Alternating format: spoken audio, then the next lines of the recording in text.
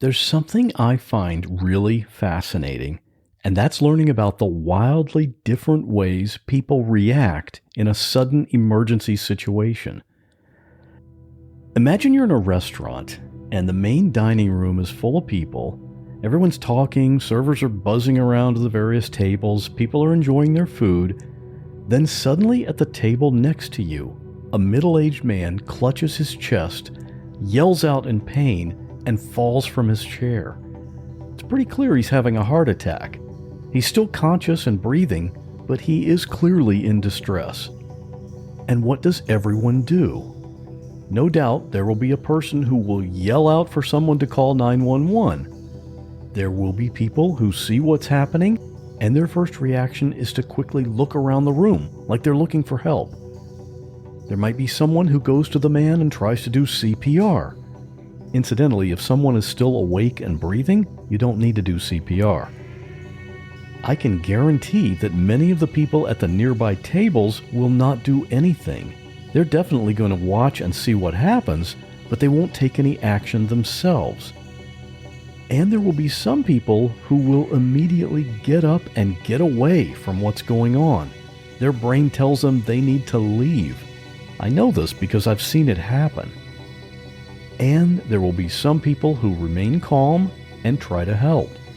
They'll make sure someone has called for paramedics, or they'll just take out their phone and make the call.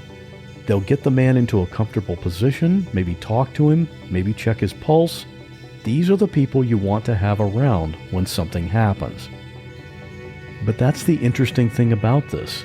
If you've never been in a situation like that, you don't really know for sure how you'll react. My guest today, Jen, doesn't have to wonder about that. She knows how she reacts. That's because one day at work, in a retail clothing store, she turned around and was facing the barrel of a gun.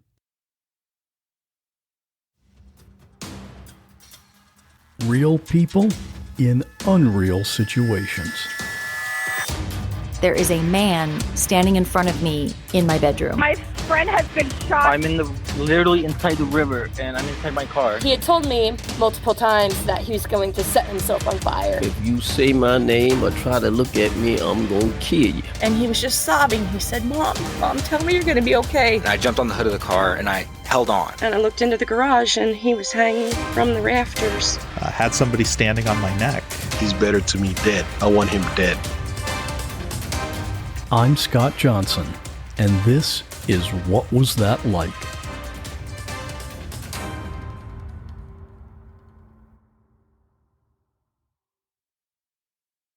When this happened, what kind of store was it? Where were you working? It was a women's clothing store. And as I understand, there had been a string of robberies for some time prior to this. Yes. I'll tell you a little bit about how the robbery started. February, there was this string of robberies. They were happening about 20 miles north of where my store was located, and they were mostly women-owned stores, so clothing stores, nail salons, things of that nature.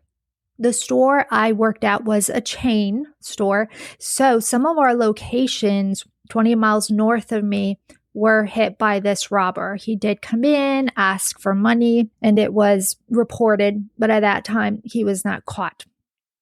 So what happened is our company had a conference call to go over the steps and what we should and shouldn't do if we're involved in an armed robbery. And I remember a couple specific things. One was speak as little as possible. Move as little as possible because you don't want to startle the robber. So I heard that and I remember thinking, okay, that's interesting tips and conversation, but I'll never need to use it, right? So the robbery stopped for about a month and a half. And then all of a sudden, a women's clothing store had gotten hit again. It just seems like it's such a weird target to go for, a women's clothing store. I mean, you wouldn't think there's a lot of cash, but I guess it's an easy target, easy victims. You think that was the logic behind it? Absolutely. Absolutely. So it was, even if though there wasn't a lot of cash, there was less risk involved. And he already hit 12 stores. So I guess when you start adding up the money, it probably is substantial. Yeah, I do think that that's why he chose to go with the women clothing stores. So a month and a half later, he starts up again. So my district manager comes to visit. She is my boss because I am store manager. She asks, "Do you feel safe?" I said yes, because the robberies again were 20 miles north of my store. That seemed to be his pattern. So she went on her way.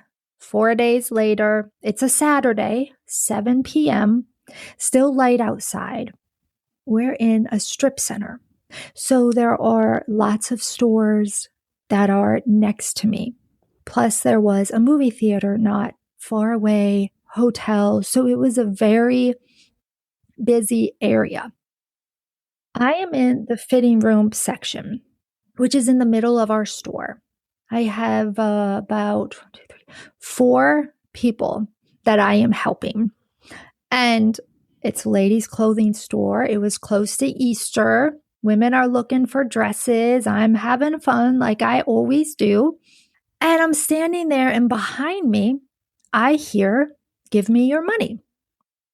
And I kind of just stopped, and your mind is registering those words like I didn't really hear that right. So then I hear, "Give me your money." I turned around.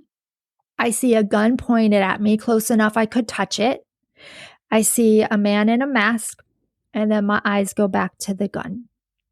At that point, I turn and I start to head towards the register. I could see out of the corner of my eye him wave the gun at the other people in the store. There was about 9 others, for them to head to the register to follow me. So I remember I got to the first register. I'm standing behind it. He has the other customers lined up in front of me, in front of the registers. He asked for their money, for their wallet, cash, anything that they had. I remember I took the money out of the till. And so as to not speak, I took my hands and I kind of spread it across the coins. That was my way of asking, "Do you want the coins as well?" And he shook his head no. I've got to ask you this question. It seems like a lot of people in a situation like this would have been just panicked, but you're not only not panicked, but you were thinking back to that conference call where they told you don't speak much. So you pointed to the coins instead of asking if he wanted the coins. How panicked were you at that point? At that point, honestly, I had a couple of things going through my head. As I'm walking to the register, and my mind is going on, how long has he been watching me? To know that I was the person he had to come to. Had it been an hour? Had it been hours? Had it been days? Had it been weeks? Because generally they'll case a store before they just walk in. So that is going through my mind as I'm walking to the register.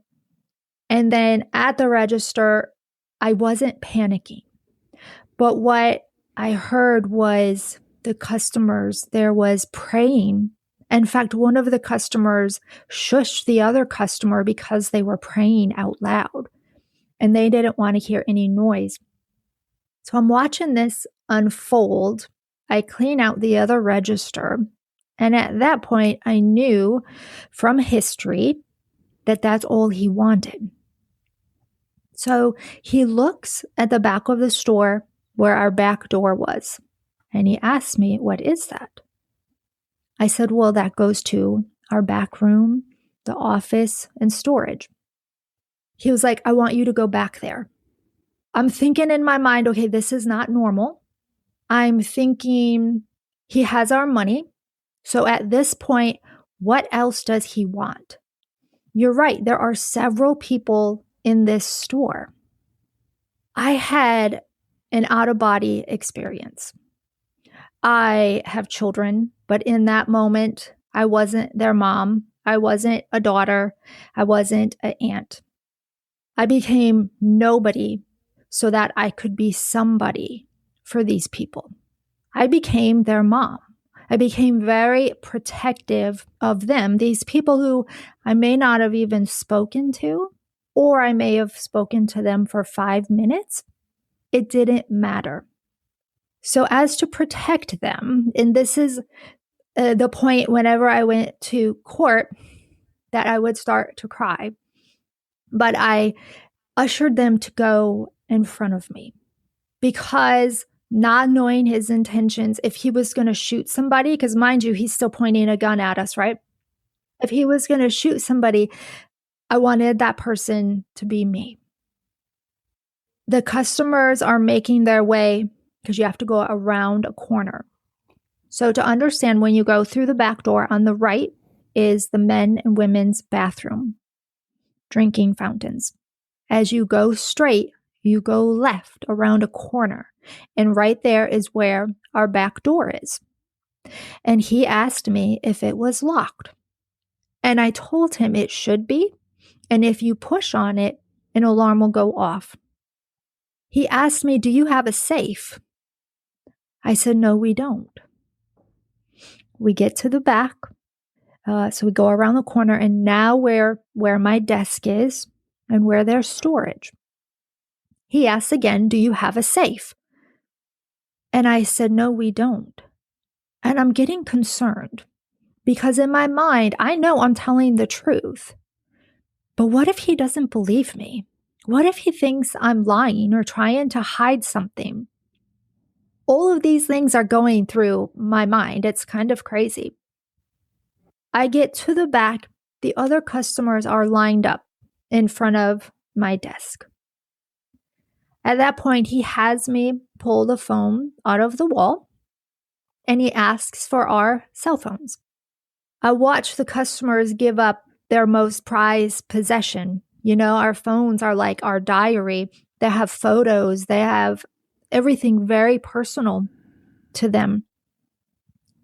I still had my phone in my pocket, and I had on black pants that day, and I had an Android phone. I'll never forget it. I love that phone. Without him asking, we had another room back there, and I instinctually knew he was going to put us in that room. I also knew my phone in my pocket, the outline of it, when I had to turn to walk to go into that room, he was going to notice it. Reluctantly, I gave him my phone. Because understand, that phone was the only phone that we could potentially have left to call for help because I had to pull the other phone out of the wall. So I gave him my phone to not risk it being found hidden in my pocket. I was right. He asked what that room is. I told him it's storage. There's hangers in there and fixtures. Sure enough, he tells us to get in there. It is semi-dark. There's no windows in that room. We are lined up against the back wall. There are boxes of hangers. So I remember, like, if you sit on a box of hangers, there's an indentation because it's not a solid thing to sit on. And I remember kind of leaning up against that, and the indentation and the feeling, the form of the hangers on my bottom and my legs. At this point, I have crying. I have praying. I have people stunned. And the robber looks at me and he says, "Does this door lock?" I had no idea because we had never shut that door. He asked me again, "Does this door lock?" Now, mind you, I already told him no to a safe, and I know that was the wrong answer. And I felt like I was answering him wrong again. And the last thing I wanted to do was to irritate him, right? But I didn't know. So he looked at us and he said, "Don't say a word and no one will get hurt." Nobody said a word. He goes over to the door and he looks at us one more time, the gun pointed at us. "Don't say a word and no one will get hurt." He pulls the door shut. And like, I'll never forget that sound because he had to pull it hard because the door had never been shut. So it needed to be worked in, I guess you could say. At that moment, I have crying. I have others trying to console others. I have praying. And then I have a lady who I will never forget because I was helping her the fitting room. She had the most beautiful eyes. Her eyes were just this beautiful brown. And I remember them. She started to have a panic attack back there, which was then elevating the anxiety in the room. I go over to her. I remember putting my arms on her upper arms, pushing her up against the wall, looking in her eyes and saying, baby, I need you to stay with me. I need you to stay with me. It's going to be okay. Look at me. And she tried, but the panic was just taking over and I could slowly feel her body. I couldn't hold it up any longer. I looked at one of the other customers and I said, I need you to come here. I said, I can't hold her up and I don't want her to fall. So he comes over and he helps me to get her down to the ground. At this point, she is now having a major medical issue beyond a panic attack. Watching her, when you asked me, when did I panic? That is the moment panic started to set in. I know how to put on a Band-Aid. I don't know how to do anything beyond that. I don't watch ER. I don't watch any of those shows, and that's just not for me. So the other people in the room are trying to give their suggestions on what we should do. But something inside was like, no, that's not right. That's not what we're supposed to do. Fortunately, my coworker was able to hide her phone. I was so thankful. Before she called, I could hear the doorbell go off. That signaled somebody had left or somebody had come in. I'm thinking the robber left, right? And I'm like, okay, that's good. I don't know for sure, but that is potentially good. Couple seconds later, I hear the doorbell go off again. I'm like, that's not good. I don't know if anybody else in the room heard the bell. I'm thinking they probably didn't, so they didn't understand what could be going on in this situation. I told my coworker, I said, get behind me. I said, I need you to call 911.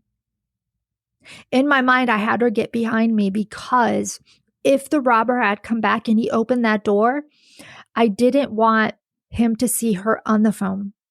So she called. They answered quickly, and we're on our way. Meanwhile, this lady is getting worse. And in my mind, I'm like, I'm swallowing down panic. And I'm going, if anything happens to her, I'm not going to be okay. Because, I was in this mom mode and you're ultra protective. I asked my coworker for her phone. I said, I need to call again. I said, you stay behind me. Because again, I heard the 2 doorbells, so chances were likely that there was somebody else in the store. I call, they immediately answer, and I was like, listen, I need your help. I was like, I have this lady with a medical emergency, and I don't know what to do. The lady on the phone was wonderful. She walked me through some steps that I could take to get her stabilized, at least until help would arrive. She stayed on the phone with me, and her voice and her instructions was what I needed in that moment. It took some responsibility off me because I was in overdrive, the adrenaline, because I still hear crying. It's still semi-dark. All of my senses, I don't know how I didn't panic because it was just sensory overload for sure. We definitely got to give credit to the 911 operators of the world because they have the ability to stay calm in virtually any situation. Pretty amazing. Absolutely. And I needed that, and I needed the direction. And they said, just stay on the phone with us. And just knowing that somebody was there was reassuring as well. I We'll never forget the moment that door was shoved open. It made the same sound as when it was closed. My initial thought for a second was, oh my God, it's the robber. He's back. But then I saw it was our police officers, our law enforcement. The sigh of relief, it was like everybody took a deep breath in that room. And it was, the feeling I had inside was so thankful. It was great to have somebody on the phone helping me. But when you have that live person there, it makes such a difference. And really through the whole thing, you, without realizing it, your safety is slowly being unraveled, your sense of being safe. And the moment the police officers opened the door, I could feel it stop unraveling. It was amazing, just their presence, how it impacted the situation and how it impacted me. At that point, help had arrived for the lady. The other customers were ushered out of the room, and I remember they were all situated in the shoe department because the police officers needed to get their information for anything further that they needed. The officer looked at me and he said, "You look rather calm for everything you've just been through." And I told him, I said, "Give me a few hours and I won't be." I said, "Right now I need a cigarette." So I no longer smoke, but back then I did. And I probably could have just smoked a whole pack, to be honest with you. But I came back in and I could see outside the yellow tape, police line do not cross. And I could see the blue lights flashing. And it was unreal because I saw that stuff in the movies and on TV. But now I'm actually witnessing it right outside my store. Your place of employment where you go to work every day, it's now a crime scene. That's got to be pretty surreal. It really was. And the magnitude didn't even really hit me in that moment. It's like everything is just a scene. Somebody had asked me how long the incident lasted. And I said, in those situations, it's not about time. It's about events. It's about the sequence of the way things happened. So honestly, I don't know how long it was, but I can tell you step by step what was going on. This podcast is sponsored by BetterHelp. Everyone needs help from time to time. Stress, anxiety, relationship conflicts, career difficulties, these are things that many people experience. If you're going through any of these or any other issues, you need to know you're not alone. And help is available. It's BetterHelp Online Counseling. As soon as you contact BetterHelp, they evaluate you to see what you need, and then you're matched up with your own licensed professional therapist. You can be communicating in as little as 48 hours. You can log in and message your counselor literally anytime, 24/7, and you have access to them every week, either by phone or video. Need to change counselors? That's free and easy to do. Financial aid is available if you need it, but BetterHelp is already less expensive than traditional offline counseling anyway, and you never even need to leave home. But the proof is in the results, right? This is what BetterHelp user MI wrote after counseling with Laketria Johnson on issues including depression, stress, anxiety, and grief. Laketria immediately made my counseling experience beneficial and meaningful by getting to the heart of issues and providing actionable steps to address one challenge at a time. Not all counselors take this approach from the very first session, but it was greatly appreciated and welcomed. And the next BetterHelp success story could be you. This podcast is sponsored by BetterHelp, and you can get 10% off your first month at betterhelp.com/whatwas. This is professional therapy done securely online, and it's available worldwide. Start living a happier life today. Visit betterhelp.com/whatwas and get your first month at 10% off. And thanks to BetterHelp for sponsoring this podcast. So I called my district manager, I called my parents, and then I started to work with the police and giving them the details of everything that had happened. I called a girlfriend who came and picked me up, and I was going to stay with her for the night. As probably about an hour into helping the police officers, I could feel the adrenaline start to dissipate. I could feel my body wanting to shake, my legs getting very weak, starting to set in. I could not drive anywhere. I was not capable. So my girlfriend picked me up. We went home and we drank, because that's what you do when you're going through traumatic things, is you want to numb it and you want to forget it. Next morning, I remember she drove me back to the store. And again, I met the detective and other law enforcement officers. We walked through the steps again because I really didn't sleep. In fact, I had sunglasses on when I met them because my eyes were red and puffy. And quite honestly, they were unrecognizable. When I looked in the mirror, I didn't even recognize myself. Everything was just crazy. So I was back at the store helping them any way that I could. I had an immense need to give them information, to be there with them, whatever they needed. Did they get a statement from you the day before? Or did they say, okay, go ahead, take care of yourself, come back tomorrow and we'll get a full statement, more details? No, they will get a statement right away because everything is still fresh in your mind and the adrenaline was still there. So no, I gave them as much information as I could possibly remember. But you're right in asking that, because as time went on, then the little details I started to remember them. And I was really amazed, honestly, when you're in high stress situations, what you remember. Because I remember customers from earlier that day. I remember what they were wearing. Like, it was interesting. So I learned that we take in way more in our environment than we actually realize. Yeah, it's just being able to access it afterwards. Sometimes that's the tough part. But you were able to pull up a bunch of details, though, huh?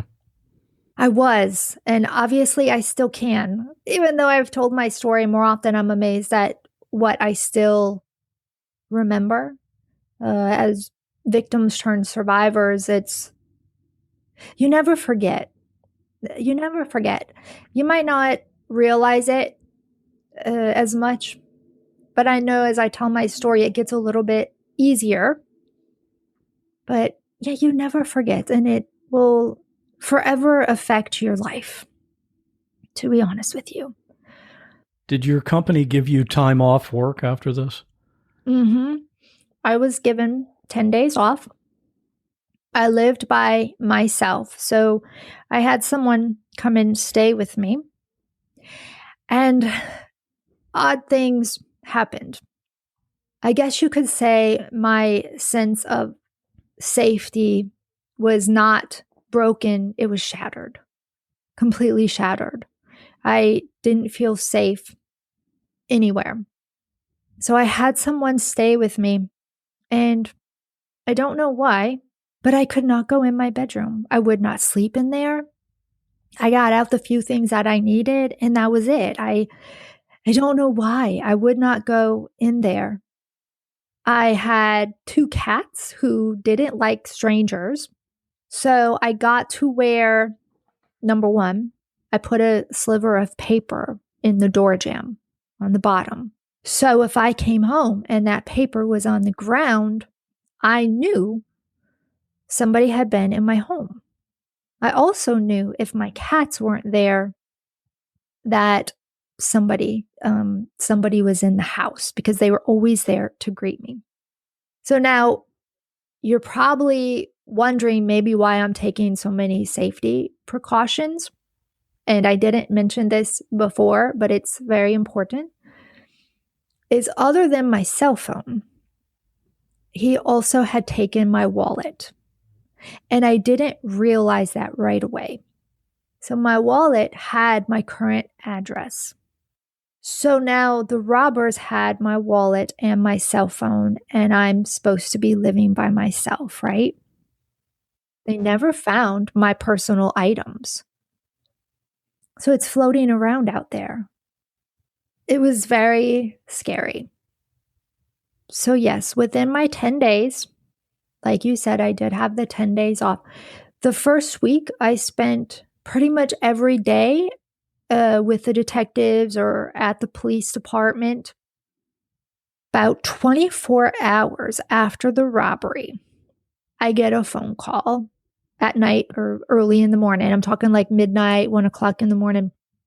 I get a phone call from one of the police officers, or it might have been the detective, to say we got him.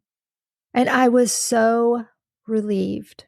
I guess they knew that you wouldn't mind getting a phone call at 1 a.m. with that kind of news.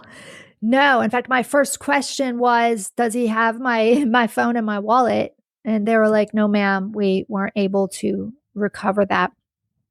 Well, in the process of the investigation, I had told them that on my phone, I had an app called Where's My Droid, which is a cell phone locator. So at one point, they had used that app, and that is what had led them to about 20 miles north in the area where the other robberies had occurred, and they found him there at a bar having a good time. So he must have had your phone with him at that time then. Yes. He never got rid of it, which is good and bad. As a robber, I don't know why you would keep someone's cell phone knowing that technology is very advanced. You can find all kinds of things using your phone. But no, he kept it. Why weren't they able to get your phone back then if he had it at that time? I don't know. I never asked that question. That actually is a really good question.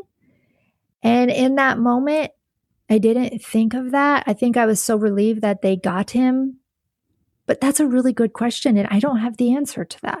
Yeah, technology is advanced, but the IQ of a criminal isn't necessarily quite as advanced. You are exactly right about that. So I was dealing with these triggers at home, feeling very unsafe. But I decided that I needed to see my family also within this time frame.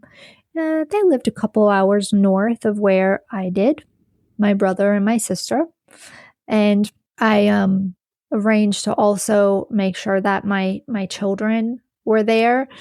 Fortunately, they were staying the night at a friend's house at the time that, all of this happened.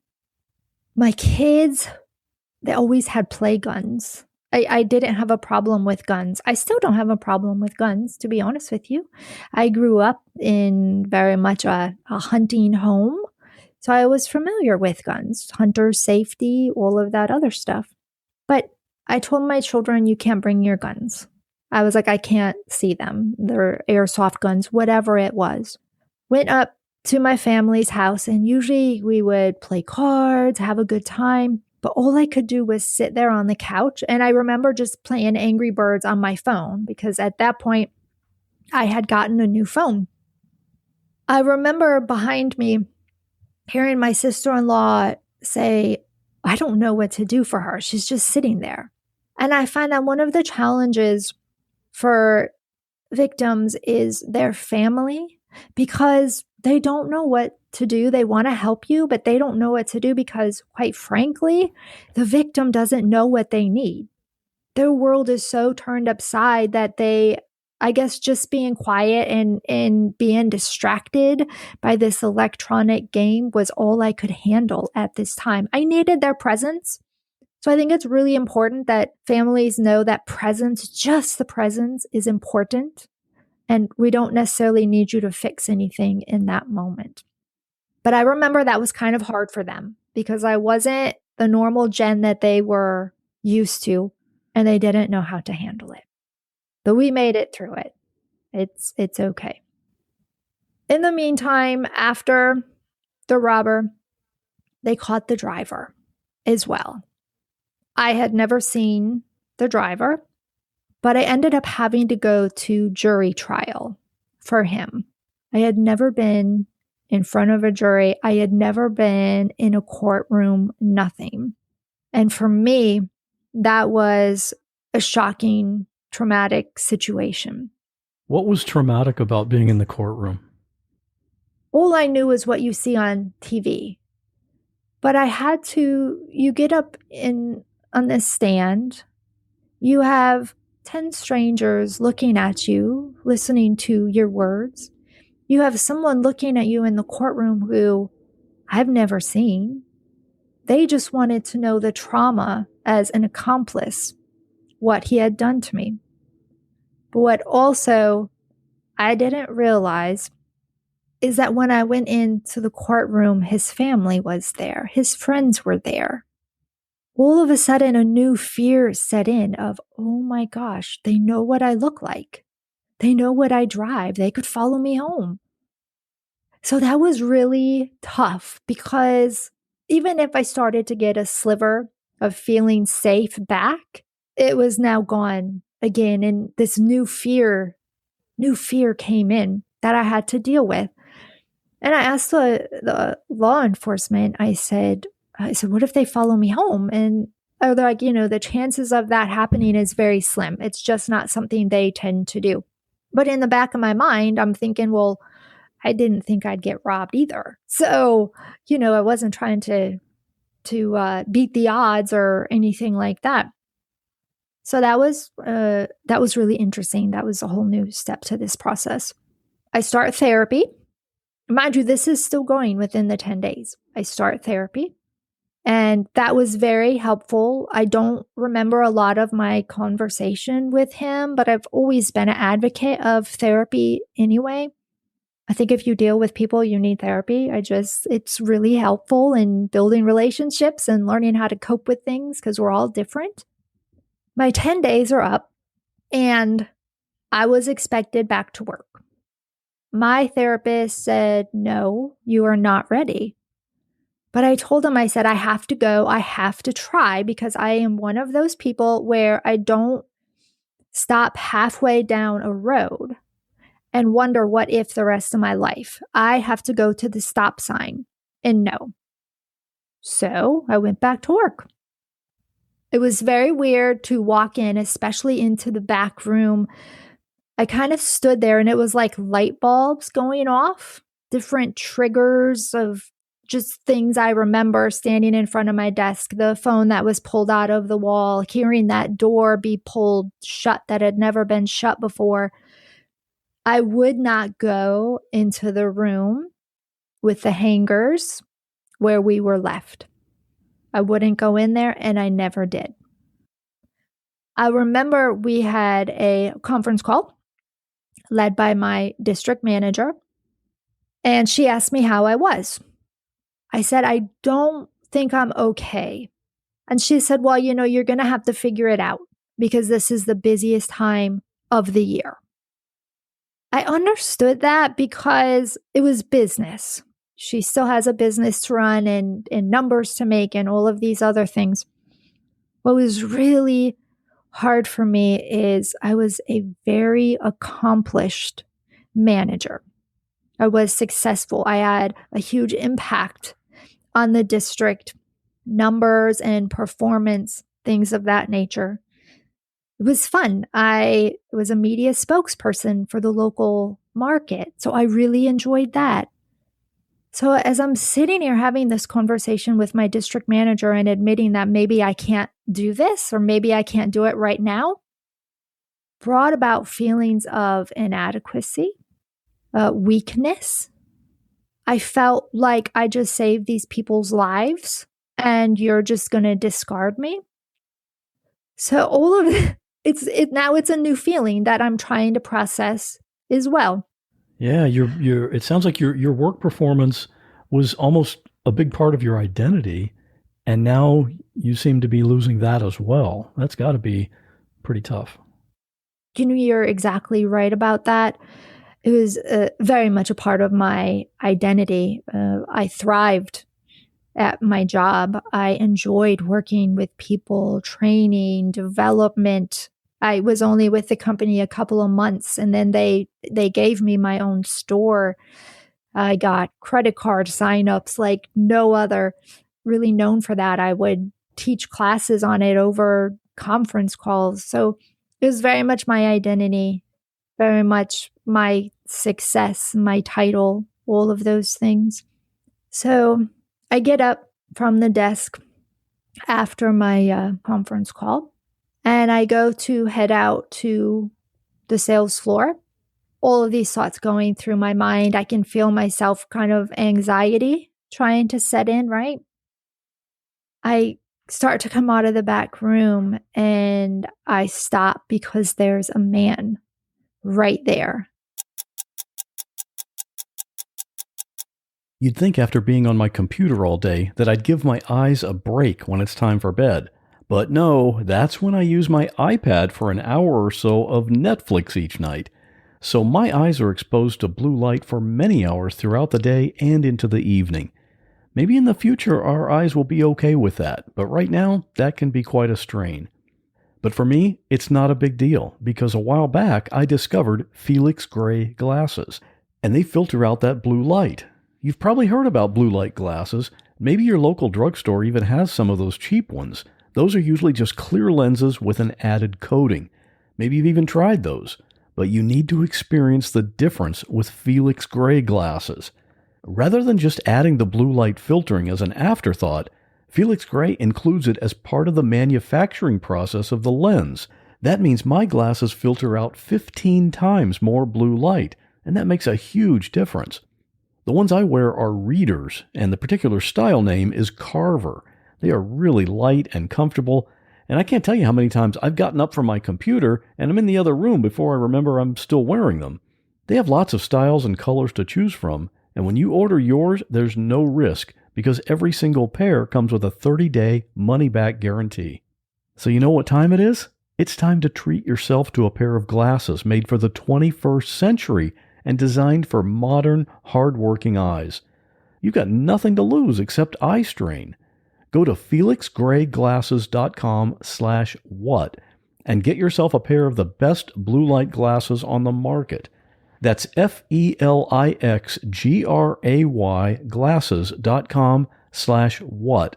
You get free shipping, and it's also free to exchange or return, but I'm pretty sure you won't. felixgrayglasses.com/what. And thanks to Felix Gray Glasses for sponsoring this podcast. I about burst into tears. My assistant manager came over. I grabbed her arm. She was like, "Are you okay?" And I said, "No." I said, "This is what happens to me." And the gentleman is apologizing to me. And I was like, "No," I was like, "It's not you, it's me." You know, that famous relationship line, if it was ever true in my life, it was in that moment. And I felt so bad and I was embarrassed, and come to find out he actually was our security guard, that they had reinstilled that service into our store. I told my assistant manager, I said, "I can't do this." I said, I know now I definitely cannot do this. I called my district manager and I told her what happened, and I said, "I'm really sorry." I was like, "But I can't do this." And I could hear the disappointment in her voice, which was really hard to hear because it reinstilled the disappointment that I felt in myself. And why can't you be strong enough? Why can't you just get over this? You're fine. Everybody lived, move on. But it doesn't work that way. I continued to go to therapy. I was on workman's comp for, I believe it was 6 weeks. Mind you, it's just me. So I can't be without work. I have bills to pay. So now I'm without a job. I'm going to therapy. I'm on workman's comp, which is not 100% pay. And I have to find a way to find another job. In the process, the robber, now I have to go to court for him. I tell you, I had a stack of subpoenas. I must have had about 25 of them. Because for me, being the main witness, you had to go for motions. You had to go for pretrial. I had to be there for all of these things, even if it was just to sit on the bench I had to be present. So trying to find a new job, I had to automatically explain, listen, there are times when I can't come to work because I'm not given notice. I'm given like the night before, okay, we need you in court at 9 a.m. So it made it challenging because a lot of, especially in retail, a lot of individuals don't understand that process because, again, they're focused on business. I went in front of a jury again for the robber. Every time back then, it was so hard. I just cried. I just cried and told my story. He ended up being sentenced to jail. I don't remember how long. There's facts that you don't necessarily, you're aware, but you don't really care about because you're really just trying to forget this. And yet I'm being dragged back into court again and again. And now I have to see him again. And you just want it to go away.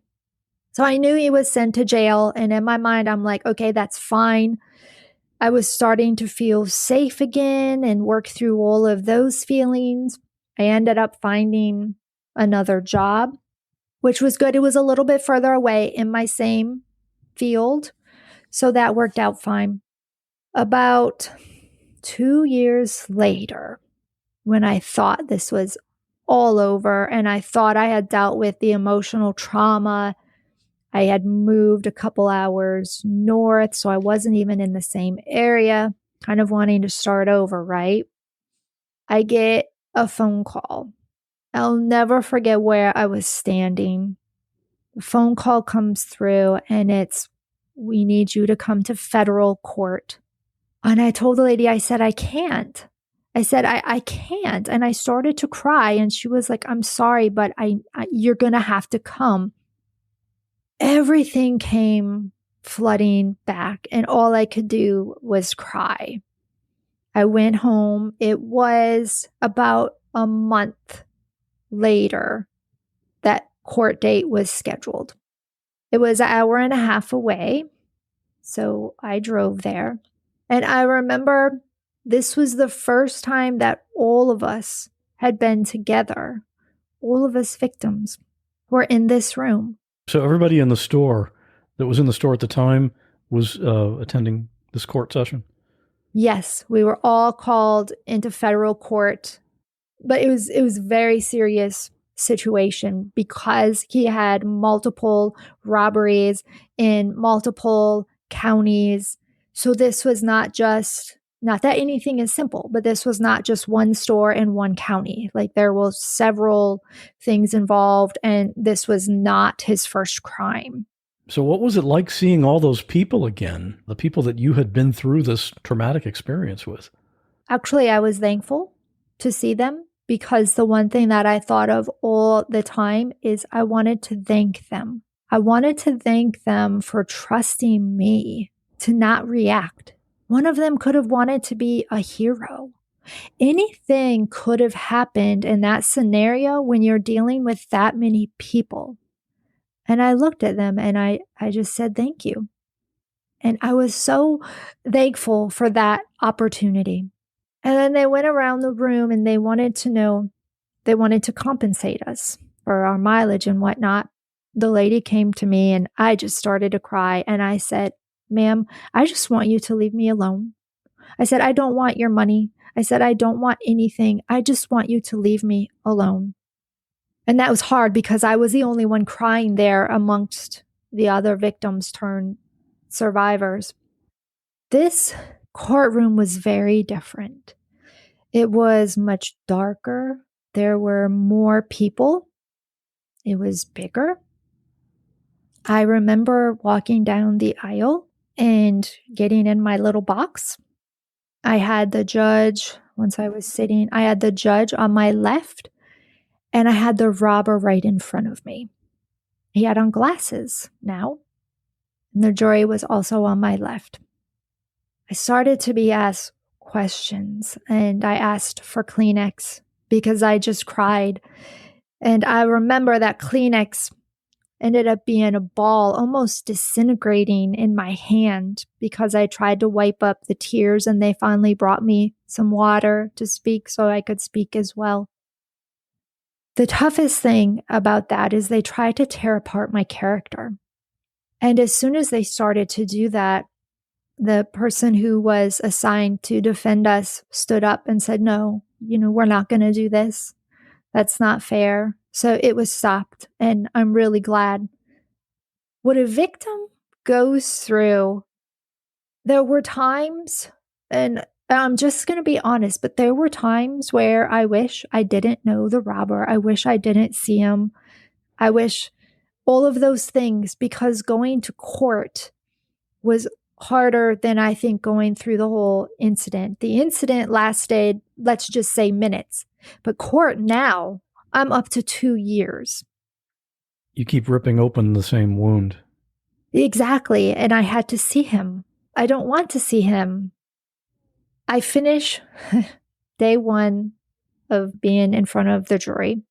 I don't remember what happened, but I had to come back again. Drove back the next morning and I got on the stand, and again I was asked more questions. Finally, the judge looks at me and he says, "Is there anything else you would like to say or ask?" And I looked at him and I said, "Sir, do I ever have to come back?" And he said, "No, ma'am, you don't." And I looked at him and I said, "Thank you." And I walked out that courtroom, never to return. No, I have not returned, and I hope I never have to be in a courtroom again. I do want to say this because court was really tough, and that is absolutely how I felt in that moment. But I would do it again, because there are many who live with they didn't catch him. What is he going to do next? He already went from just taking money and leaving to now abducting people. So what would be next? So for me, I at least got closure knowing that I helped to put him away, because I've talked to other people where they never got caught and then they live with wondering, what else has he done? I've heard you say that you had thoughts after this of what could have happened, and that was kind of what haunted you. How it could have gone worse. Why do you think that those kind of thoughts came into your head? That's a really good question. And I've had conversations, because some people look at it as what could have they have done different to change the outcome. I don't think there's anything that I could have done different, but there are things that could have went wrong. One of the other victims could have tried to be a hero. When we went into the back room, we passed the bathrooms, and what if he took me in there and raped me? What if he shot me? I put myself in a position where those things could have happened. And I already knew that this was not his normal behavior from the prior robberies. Those things haunted me, those questions. So that was what was challenging for me, because when you're in those situations, you just don't know. Everything is a series of events. I'm fortunate that none of that did happen. It's been several years since this took place. Mm-hmm. And prior to our conversation here, I was doing some research and I found the robber's mugshot, and I sent it to you asking, is this the guy? And you had not seen his face in years. Mm-hmm. What went through your head when you saw him again? Honestly, the same thing right now is I don't have a problem getting information. I think it's important, but no, I hadn't seen his face in, 10 years. And so I think it really shocked me that when I did, I kind of like now, except I definitely cried. It triggered something that I thought I had perhaps worked through. And it made me realize that I hadn't, but that's okay, because I don't have to look at his face, often. I did it for research purposes, and I would do it again, absolutely. But yeah, I have chills now, yeah, the reaction surprised me. Maybe it should, maybe it shouldn't. If someone listening to this conversation has a family or a friend who's been through something like what you went through, what's the best thing for them to do or to say to help that person? That's a really good question because honestly, as a victim, we don't really know ourselves. And I think that's part of the frustration, but maybe even sadness for family members is because we don't want to see someone else hurting. There's a natural instinct to help, right? If you see somebody has a cut, you want to put a Band-Aid on it. You want to help with the healing process. But for me, I didn't even know what I needed. I just knew that I needed them around me because I felt safe and I knew they loved me. So presence, I think just the presence is all that somebody really needs in the beginning. And if they want to talk, they'll talk. And with you being there, they know that you're there to listen if that's what you need. It seems that this experience has kind of spawned a new adventure for you, and that is your own podcast. I believe everything happens for a reason. And I've often asked myself, why did this happen to me? But I think now it's come into light via my podcast, I Need Blue. It is a victim turned survivor advocate show based upon real stories such as mine, but on any topic. It's not just limited to robberies. And there is sensitive information, so I always make sure that people are aware of that as well. I wanted a place for victims turned survivors to share their stories, to share their fears, their tears, their joys, their accomplishments, where they are today, what they did to get there. I think it's really important because when you realize you're not alone, it makes the healing process easier. In turn, as you heard me say, one of the most memorable, thankful moments of that experience was when the police officers pushed that door open. I will never forget that moment instilled a little bit of the safety, that feeling of being safe in me that had been lost. And I'll never forget that. And they were there through the whole process and helping me, having to go back to the scene and helping them with whatever they needed. They were very sensitive to my needs, emotionally, physically, whatever, as a victim.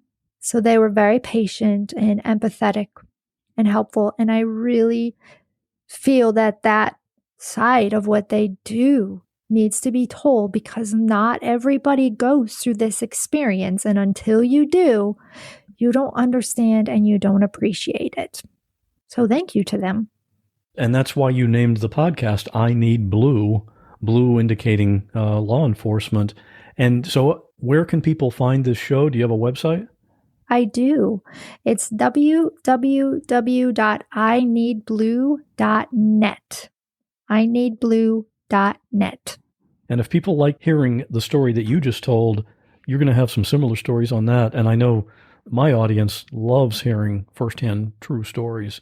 Absolutely. I just launched my 5th episode this morning. So really excited about that. And if any of your listeners have a story they want to share, absolutely contact me because I want to help you. I'm a platform for you to share your story to help others.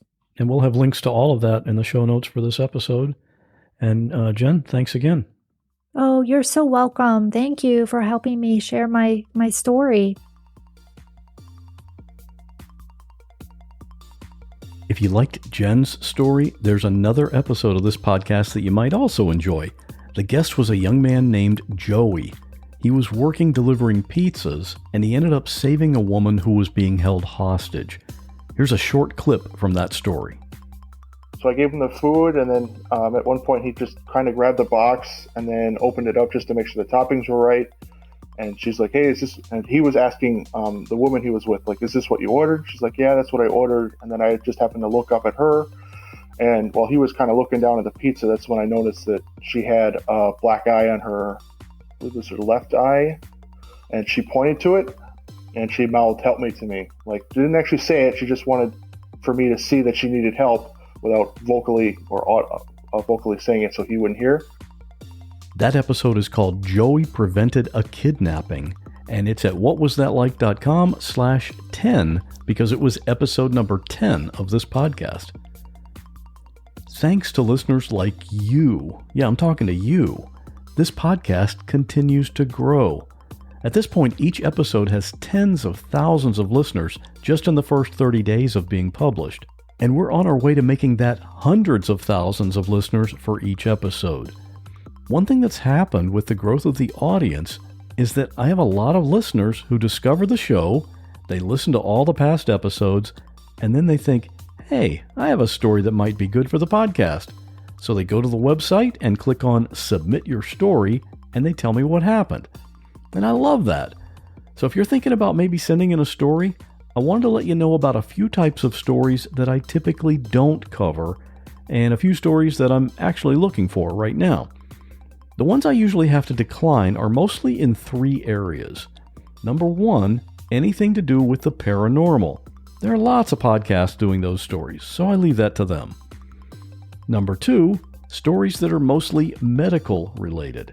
Like someone has a rare disease and was given a 1% chance of survival, and now it's 5 years later and they're still alive. It's a great story, but I just don't do them here on this show. And number 3, stories where the primary topic is drugs, alcohol, or sex. These stories are just way too common, and honestly, I don't really find them interesting. If someone did something stupid while they were drunk, I really don't care.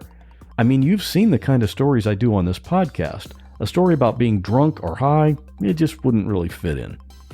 Now, having said all that, there are a few stories that I'm interested in covering. I'd like to talk to someone who has lost a limb due to a shark attack. I'd like to have someone on who was a passenger in a car when it was hit by a train. I'd also like to talk to someone who was trapped in rubble for a few days after an earthquake and then rescued. And there's a particular occupation I'd like to hear about. Someone who's an employee at a prison and in charge of execution. Those are just a few of the stories I'm actively pursuing. If you know of anyone like that, or if you yourself have been through something like that, please get in touch with me. You can contact me through the website or submit your story right from there. That's at whatwasthatlike.com. And now, this week's listener story. Stay safe, and I'll see you in 2 weeks. This happened to me a few months ago at my current workplace. Occasionally, my wife will be a very kind soul and will actually make my lunch for me for work if I don't end up having time the night beforehand. Sometimes when she does this, she'll include a note she'll write it onto a napkin or a paper towel. Usually it says something like, have a great day or such. This time, she wrote a note that said, I love you, dash, love me, in Sharpie and on a paper towel. I work in an office and it has a small break room where I eat my lunch. On this particular day, I sat down in the break room at my work and began eating my lunch. It's a normal situation. On this table, there happened to be a black Sharpie and a roll of paper towels. I set them aside to give myself a little room to eat. I set up all my things and began eating and watching a video on my phone. As I'm eating, one of the department heads comes in, and a few moments later, so does my boss. I chat a little with them both, and while talking, the department head happens to look at the note my wife wrote me on the paper towel in Sharpie next to the roll of paper towels and a Sharpie. The same note that says, I love you, love me. He then proceeds to ask, did you write yourself a note? And I had to look at the note, the Sharpie, the paper towels, as well as my boss and the department head, and they seem to have a very growing sense of concern for me. I quickly realized how it must appear to both of them, and as my mouth was stuffed with food, I had to very quickly explain to them that I'm not, in fact, in need of serious emotional help. It didn't help that I was also laughing at the time, and it was a very hard situation to believe. Luckily, they both laughed and believed me, and they haven't brought it up since, so hopefully I'm doing pretty good there. Thank you very much for listening, and have a great day.